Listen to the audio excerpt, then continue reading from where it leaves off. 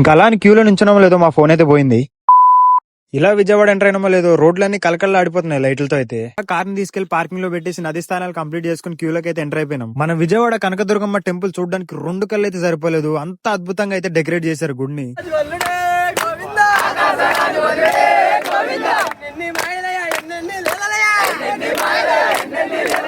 అక్కడున్న భావనీలతో భజన చేస్తూ పాటలు పాడుతూ అలా లైన్ లో అయితే ముందుకెళ్ళాం. అప్పుడే మాకు చంద్రబాబు నాయుడు గారు కనిపించారు. దర్శనం చేసుకుని ఇంటికైతే వెళ్తున్నారు అనుకుంటా, టాటా చెప్పేసి వెళ్ళిపోయారు. ఇంకా అలా నార్మల్ లైన్ నుంచి విఐపీ లైన్ కి, విఐపీ లైన్ నుంచి నార్మల్ లైన్ కి అటు ఇటు దూక్కుంటూ ఫైనల్ గా అయితే గోపురం దగ్గరికి రీచ్ అయిపోయాం. మేము ఎంతో కష్టపడి పైకి వెళ్ళినందుకు మాకైతే ఫలితం దక్కింది. దసరా టైంలో అమ్మని మేము దగ్గర నుంచి దర్శనం చేసుకున్నాం. దర్శనం కంప్లీట్ చేసుకుని కిందకి వస్తున్న టైంలో మా ఫ్రెండ్ గారి ఫోన్ అయితే మిస్ అయింది. అందులోనే వీడియోస్ అన్ని రికార్డ్ చేసుకున్నా. వచ్చిన భవనీలు భజన చేస్తున్నప్పుడు అయితే కింద పడిపోయిందంట. ఆ భవనీలకు దొరికింది, అది తీసుకొచ్చి మాకైతే ఇచ్చారు కార్ దగ్గర. అలా సక్సెస్ఫుల్ గా దర్శనం కంప్లీట్ చేసుకుని హైదరాబాద్ అయితే రిటర్న్ అయ్యాం. సాంగ్స్ పెట్టి వైబ్ అయితే స్టార్ట్ చేసాం.